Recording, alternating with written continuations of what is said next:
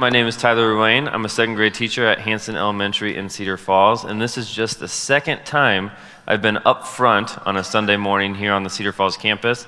The last time was all the way a year ago. I was part of the Stories from the Seat series, and I was down in the sanctuary, and it was the first time my two oldest boys would get to see their dad up front on a Sunday morning. They thought it was super cool. We got through the service, and I sat down next to my oldest son, Landon, afterwards, and I was kind of looking for some feedback. He's usually very honest with me. I hear that kids are always looking for things their parents can do better. And so I sat down and I said, "What'd you think, Landon?" He said, "Dad, you did a really good job, but I think you could show more pictures of me. There was only one. I think everyone would like to see a few more pictures of me." And so I'm new to this teaching thing, and I don't want to be one of those teachers that doesn't apply feedback given to them. So I begin today's teaching with a photo montage of my kids. This first picture is a picture of Landon. He's on the motorcycle. Dawson is not in the background. There was a huge fight. They wanted a picture of Landon on the motorcycle, a picture of Dawson on the motorcycle, but somehow Dawson has mastered the art of the photobomb already and snuck right in there behind. This next picture says their personalities perfectly. Dawson is in the front. He spends most of his life really grumpy because he can't do the things that his older brother can do. And then Landon spends his life feeling pretty cool because he can do a lot of things that his younger brother can't. It's not all rainbows and sunshine for Landon, though. He does have some dark moments. This next picture shows one of his darkest. That was a Mother's Day lawn ornament that he got his mother, and 3 months later he had decapitated it on an accident. It was a very, very sad day in our house, and I think he still may have nightmares about it. Speaking of nightmares, here's a picture that you won't be able to get out of your head. This is Dawson. We always got to get the face paint at the carnivals and everything. We love it. This is, to date, the best face paint job we have ever gotten, and we're really happy we got this picture because 2 minutes after we took this picture, he cried because he was grumpy about something, and it was completely ruined. This next picture will be at Landon's graduation open house someday. Yeah. I sat down with Landon again on this picture. I said, "What's going on in this picture, bud? Help me understand." And he goes, "Dad, don't you remember? She only painted half of my face." So he doesn't even notice the rap dance move that's happening there. That's just apparently the norm in our house. And I don't know how that got started. And I don't want to get in trouble. We do have a new addition that's about a month old, and we don't have a ton of pictures, but here's a picture of our third boy, Ashton, who was born April 17th. He's got those two brothers, just love him. And he was actually the last one to hear this teaching last night. I practiced with him, and he cried through most of it, so you guys are already doing way better than he did. So there's my photo montage. I can't wait to get my feedback afterwards from my oldest son, Landon. I would imagine something like maybe 100 pictures next time or something like that. So I originally prepared this teaching for our high school ministry program, which is called Big House. The series which this teaching was part of was titled, "Who Do You Say I Am?" The Big House staff chose this series because society tells us all these different things that Jesus is, and this morning we're going to look at part of his life here on earth to find out just who he really is. The idea that I want to dive into this morning is that God is never surprised and we cannot ever disappoint him. I know this sounds like kind of a radical idea or a controversial idea, but I believe one of the things Jesus shows us about God is that he is never surprised. As we get started with this idea, we are going to look back at a story that involves Jesus and a man named Peter. Peter was one of Jesus' disciples. In fact, he was the leader of the disciples. If you think of Jesus' disciples as the New England Patriots, Peter was Tom Brady. And I know some of you are starting to think that I'm saying the New England Patriots are Jesus' team, especially after their miraculous Super Bowl comeback this year. I assure you, Jesus does not have a favorite NFL team. And if he did, it would obviously be the Green Bay Packers. Sorry, Bears fans. Gotta be the Packers. So Peter was the captain of the disciples. He was a fisherman who was a little on the aggressive side of things. He often seemed to enjoy conflict, almost welcoming it. I think everyone kind of has that person in their life who speaks before they think, and Peter was that person. So this brash and aggressive fisherman was right there with Jesus through some pretty amazing times. He was the one who asked about the reward for all of those who follow Jesus. Thank you, Peter. He was there to see Jesus bring a girl back to life. It was Peter who had so much respect and love for Jesus that when they were getting ready to crucify Peter at the end of his life, he asked that he be crucified upside down because he was not worthy enough to die the way Jesus did. Holy cow. I mean, how many of us in this room are going to request for our death to be even more excruciating? And it was all to honor his friend Jesus. Peter was one special dude. However, when people talk about Peter, they aren't talking about him asking to be crucified upside down most times. That's just not the greatest small group opener. It's kind of like, hi, my name is Tyler. I'm glad you're all here tonight. How many of you would feel worthy enough to be crucified right side up? Cole, was that a hand there? Oof. No, not many small groups start that way. Most people, when talking about Peter, talk about a story that starts in Mark 14:26. This story takes place right after the Last Supper. It says, "And when they had sung a hymn, they went out to the Mount of Olives. And Jesus said to them, 'You will all fall away, for it is written, I will strike the shepherd, and the sheep will be scattered. But after I am raised up, I will go before you to Galilee.' Peter said to him, 'Even though they all fall away, I will not.' And Jesus said to him, 'Truly, I tell you, this very night, before the rooster crows twice, you will deny me 3 times.' But he said emphatically, 'If I must die with you, I will not deny you.' And they all said the same." Now, I mentioned earlier that Peter was a little on the aggressive side and speaks before he thinks, but wow, this group of disciples have been through a lot. I mean, this is like your group of friends that have been together since high school, went through college, and are now trying to figure out adulthood together. It's that group of friends that you went on that college road trip that you still have not told your kids about. This was a group of guys that you don't turn your back on. And just when Jesus says the whole group is about to royally screw up, Peter stands up and says, "I don't know about these bums, but there's no way I'm falling away from you. No way." And now it brings me back to my life a little bit. I learned pretty early in my relationship with my wife, Megan, that I shouldn't argue with her. I still do sometimes because I'm just not a smart person. But I've learned that she is right about 98% of the time. I got the statistics to back it up. And she is just smarter than I am. It's science. And Jesus is right, about 100% of the time. And here Peter decides to argue with him. Not a good decision on Peter's part. Jesus doesn't just ignore Peter rebuking him, he raises the stakes a little bit. This is like when a parent of a young adolescent ground them after finding they snuck out to a friend's house after curfew, and then the adolescent kind of pushes back and says, "You can't ground me, I'm my own person." And then the parents take away the adolescent's phone, go downstairs, ask the youngest of the family to help post a bunch of selfies to their Snap story and completely ruin their Snapchat rep. It ends bad for the adolescent, and in the end, Peter pushed back and it ended badly for him, because this was yet another bad idea on his part. He would forever be pinned with being the guy who denied Jesus 3 times right before his death. I mentioned at the start here tonight that God is never surprised. With all that I have told you about Peter, leader of the disciples, seen miracles firsthand, Jesus' right-hand man, he is the last person that would deny knowing Jesus just once, let alone 3 times. The odds in Vegas of Peter denying Jesus would be 1 in a trillion probably. It's like saying that Tom Brady, Patriots quarterback, would be accused of cheating and would deny it over and over and over. Wait a second. That's kind of a bad example. Let me switch genres there, all right? It's about the same odds as making it through an Iowa summer without any crabgrass popping up in your yard. It is impossible. I spray, I fertilize, then I've got that lawn kitty corner to me that just looks perfect. It should be in a magazine. I don't know how they do it. It's just impossible. And Jesus doesn't just isn't surprised by it. He predicts Peter's denial. No one else in the room needs to hear any other examples to convince them that we cannot surprise Jesus. He just predicted one of the most shocking turn of events in the Bible. Point proven right there. However, there are some of us in the room who are out to prove everybody wrong. We are aware of how we perceive by other people, and we want so badly to shatter their perceptions. So we do things that shock other people, things that aren't in the norm, things that the rest of the crowd aren't doing. I can remember to when I was a junior in high school.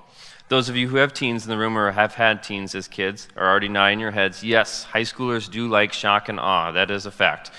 And I had been the math king since my elementary years. If you heard my stories from the Siege last year, or if you watched the local news from 1996, 2002, I was kind of a big deal.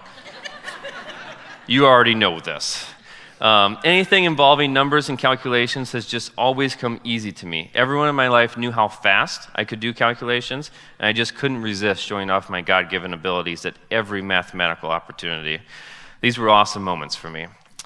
During my junior year, I was sitting in pre-calc A and realized if I wanted to continue to be the math king that everyone thought I was, I would have to actually put in some work. I would actually have to listen to what Mr. Borofil was saying up there and possibly do some work when I got home. No way! I was actually kind of tired of being the math king. The pressure and expectations were starting to become too much, and I felt like surprising some people.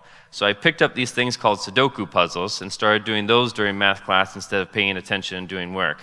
I got really good at those puzzles, and boy, did I surprise some people.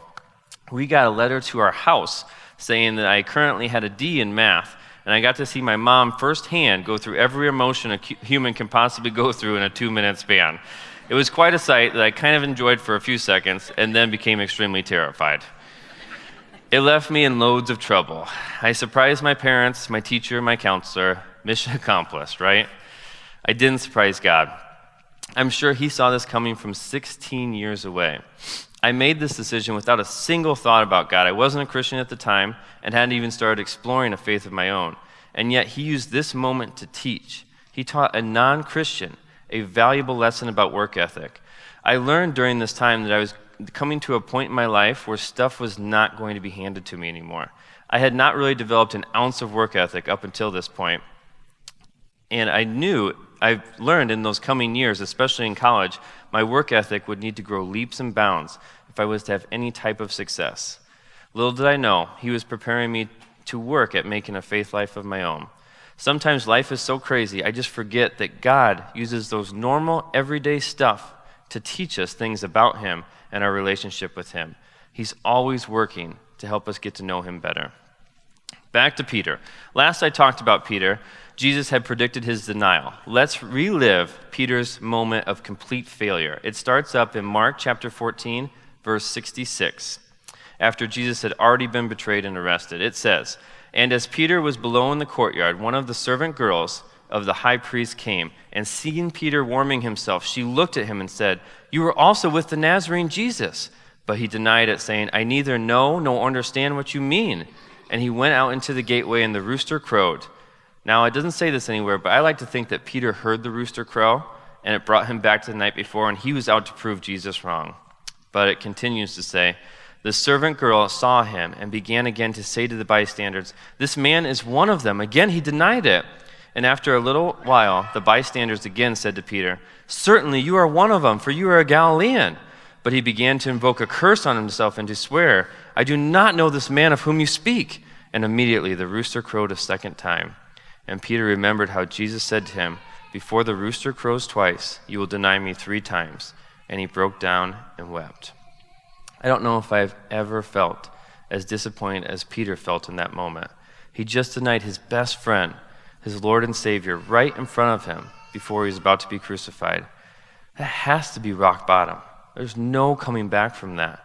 I would expect him to just give up hope and call it quits. But this is how great Jesus is. Jesus actually prayed for this moment in Peter's life long before it ever happened. Check this out. Luke 22:31 says, "Simon, Simon, behold, Satan demanded to have you that he might sift you like wheat. But I have prayed for you that your faith may not fail. And when you have turned again, strengthen your brothers." Jesus knew that Satan was going to go to work on Peter, and he prayed that his faith may not fail. Jesus was not surprised. He was not caught off guard by Peter's denial. He prayed for that moment that had never happened yet. That's crazy. Jesus also knows that Satan is going to go to work on all of us, and he's praying that our faith may not fail either. I really want to be sure you heard that. Jesus is praying for you and for me so that our faith won't fail in moments that have not even happened yet. Crazy. And watch what happens when God prays for you in those rock bottom moments. Here's what Peter did when he heard that Jesus was missing from the tomb. John 20, verse 1 says, "Now on the first day of the week, Mary Magdalene came to the tomb early while it was still dark and saw that the stone had been taken away from the stone. So she ran and went to Simon Peter and the other disciple, the one whom Jesus loved, and said to them, 'They have taken the Lord out of the tomb, and we do not know where they have laid him.' So Peter went out with the other disciple, and they were going toward the tomb. Both of them were running together, but the other disciple outran Peter and reached the tomb first." Good plan, let the other disciple get there first, since you were the one who denied him 3 times. But still, he was running to the tomb after what he did. I would have been doing my best Usain Bolt impression the opposite way. And if we fast forward, the story gets even better. In John 21, the story of Peter being restored says, "Just as the day was breaking, Jesus stood on the shore. And yet the disciples did not know that it was Jesus. Jesus said to them, 'Children, do you have any fish?' They answered him, 'No,' he said to them. 'Cast the net on the right side of the boat and you will find some.' So they cast it, and now they were able to haul it in because the quantity of fish. They were not able to haul it in because of the quantity of fish. That disciple whom Jesus loved therefore said to Peter, 'It is the Lord.' When Simon Peter heard that it was the Lord, he put on his outer garment, for he was stripped for work, and threw himself into the sea. He threw himself in the sea and ended up swimming towards Jesus. Again, if I'm Peter, after what I just did, I'm in the sea and I'm holding my breath for as long as I can, hoping Jesus leaves me alone. Once the men reach the shore, Jesus tells them to bring some of the fish they caught to the fire, and they get to share a meal together. Now, not once during this meal does anyone ask Jesus who he was. They just knew it was him. And after the meal, Jesus pulls Peter aside and asked him if he loved him. Peter responded with, "Yes, Lord, you know that I love you." Then Jesus told Peter, "Feed his lambs." And he asked Peter a second time if he loved him. Peter responded the same, and Jesus told Peter, "Tend his sheep." And then Jesus asked Peter a third time if he loved him. Peter responded with, "Lord, you know everything. You know that I love you." Jesus told Peter, "Feed my sheep." Jesus asked Peter 3 times if he loved him. This had to take Peter back to his greatest failure of denying Jesus 3 times. Peter now knew that instead of being disappointed in him, Jesus wanted to restore him. It's why he ran towards him. It's amazing how God used this moment of all-time low disappointment in Peter's life to give him the strength to feed his lambs and tend his sheep.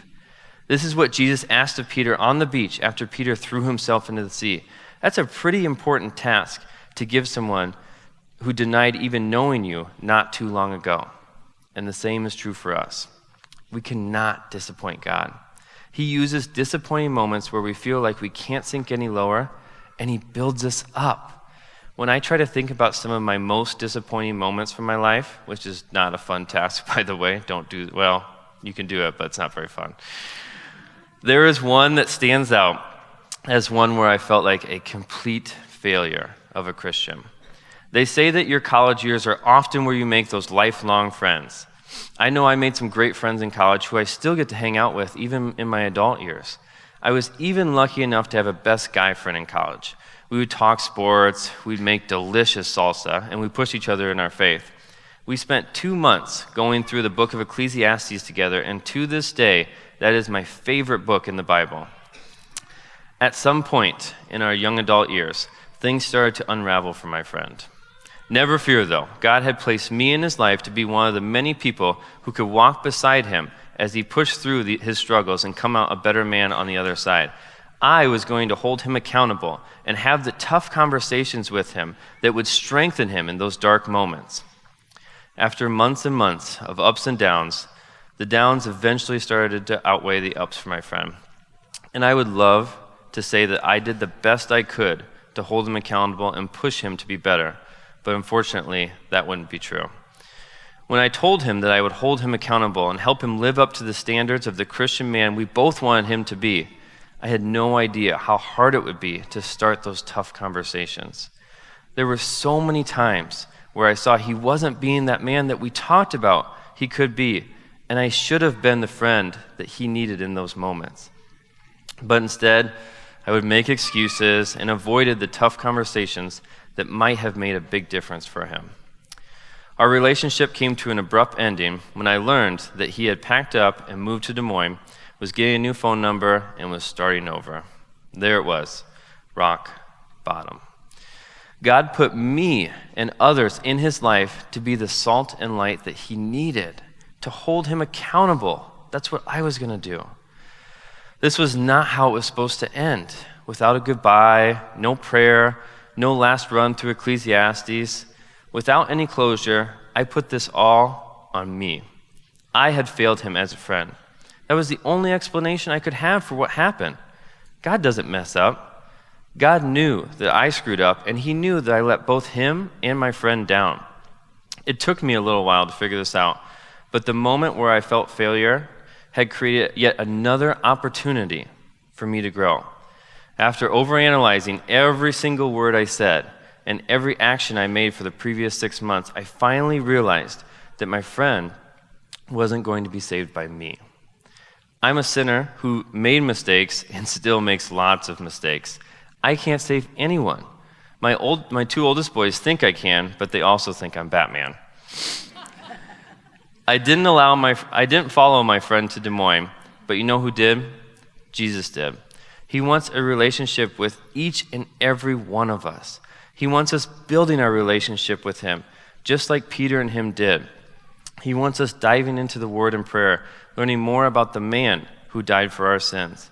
He wants us running towards Jesus, just like Peter did. God took this moment of disappointment to restore me. He gave me what I needed to be able to go out and try to be salt and light in others' lives again, even though those scars of my previous failure still linger to this day. He is the only one who can do that. It's just tough for me to wrap my head around what he can do. As I think about it all, the fact that God is never surprised or disappointed frees us up to run to him at any time and be restored. He helped me realize that each day in my life is filled with opportunities to be salt and light. As a second grade teacher, I get the opportunity to make an impact on 23 7 and 8-year-olds each school year. I get to work with 23 amazing families each year. I get the opportunity to work beside an unbelievable staff of educators who make me so proud to call Hanson Elementary my home. It doesn't matter how many opportunities I miss. He just keeps the opportunities coming. And I can't save anyone. He is the only one who can save. I think back on my moment of despair and disappointment. Those moments of deep disappointment are so tough. And as sinners, we're going to have a lot of them. We have to know that God is never surprised and never disappointed in us. Instead, he is faithful to use those moments to restore and build us up. It's a remarkable process that we can't do here as sinners on earth. However, we can help out. We can walk alongside others. We can look for the positive when someone thinks they will live in darkness forever. That's a big part of how his kingdom is built. So let's do some kingdom building and know that it's a process that needs to involve more than you, and it could take years, but it's so worth it. I'm going to end us in prayer here as Jeff and the band come up. Dear Jesus, I thank you so much for your son and what he did on the cross. And I thank you so much for never being surprised or disappointed in us. It gives us that freedom to trust you, to run towards you in those times where we just need someone. Those deep, dark moments where we think we'll never see the light again. You are there for us. You're there for us to run to. And I thank you so much for all you do for us and how you pray for us in those moments before they even happen. Thank you so much. In your name, amen.